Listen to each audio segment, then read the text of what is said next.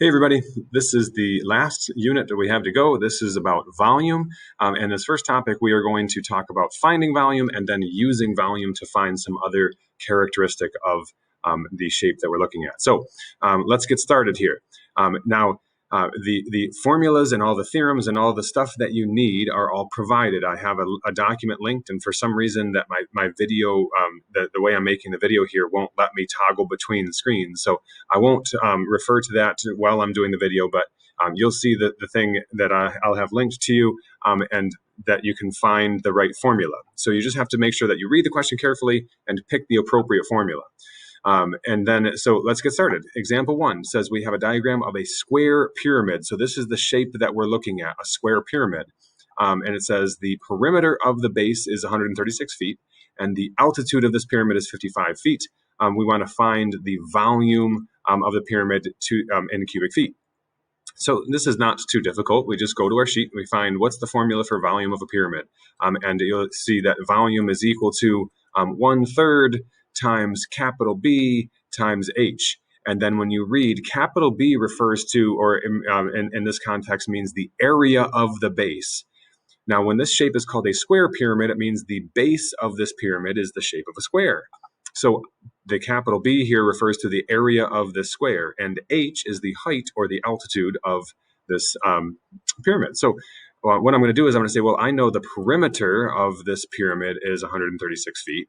And since the perimeter is of a square, if I divide this number by 4, then that means that there are 34 feet in each side or each length of this pyramid. There's 34 feet. Okay, so now when I go and start finding my volume, the volume would be 1/3 times the area of this square, which is 34 squared. Sorry, that's an ugly 4. 34 squared, because the area of a square is side times side, and then we're going to multiply that by the length of the altitude is 55.5, and that will tell me, since this is square feet and this is feet, then this is my cubic feet. Multiplying these three numbers gives you 21,386 feet cubed. And that is the volume of this pyramid. Okay, very easy one to get us started here. Okay, so now let's take a look at example 2.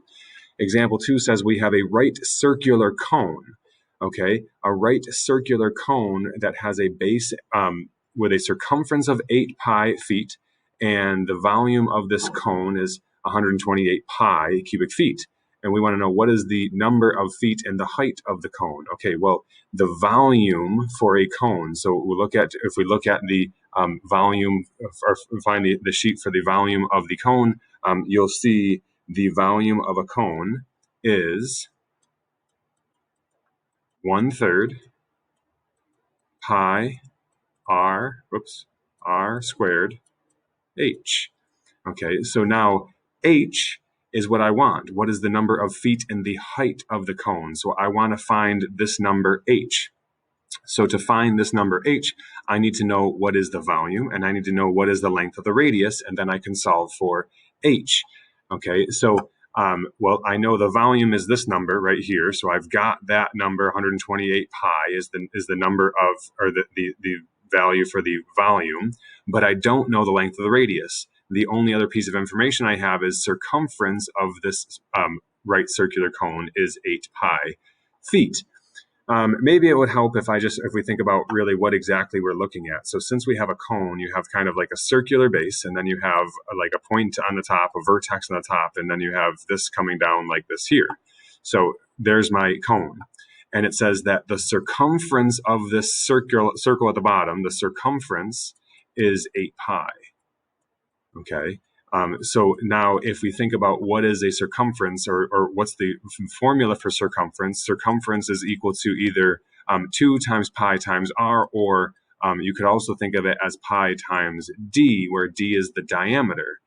Okay, so what this means is that the diameter of this circle must be 8. Because if 8 pi is equal to pi times d, then that means that 8 is the value of d, or that the radius length would be 4 feet. Okay, So if the diameter is 8 feet, the radius is 4 feet. Okay, now what we can do is kind of like substitute everything we have in this right here. So the volume is 128 pi. So we'll go ahead and substitute 128 pi for the volume is equal to, and then I have 1/3 times pi times the length of the radius, which is we found was 4 squared, times h. And now all I'm going to do is I'm going to solve for h. So here's where you might use Symbolab and like just type this equation in. Or maybe you just take this number and divide by these numbers to get what the height has to be. But let's go ahead and try that quickly together.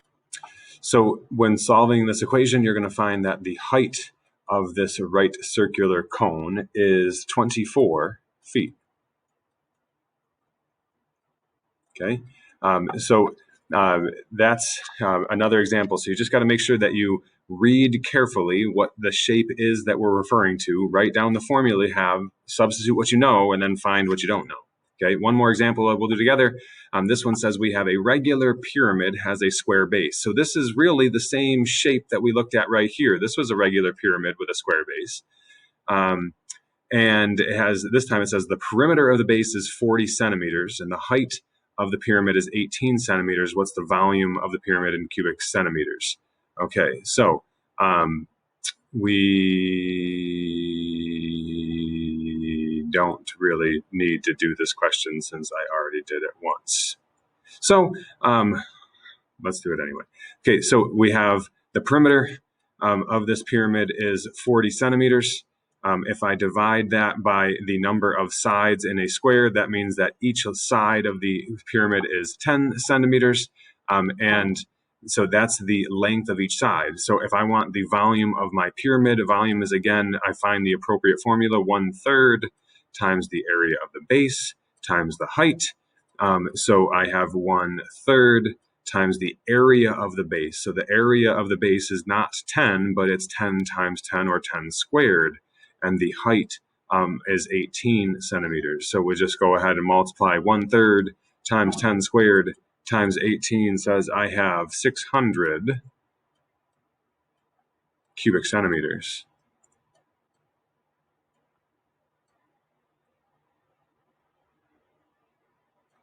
For the volume of this pyramid. Okay, so there's a couple examples of how to either find volume or use volume to find some other characteristic of these shapes. Have a good day.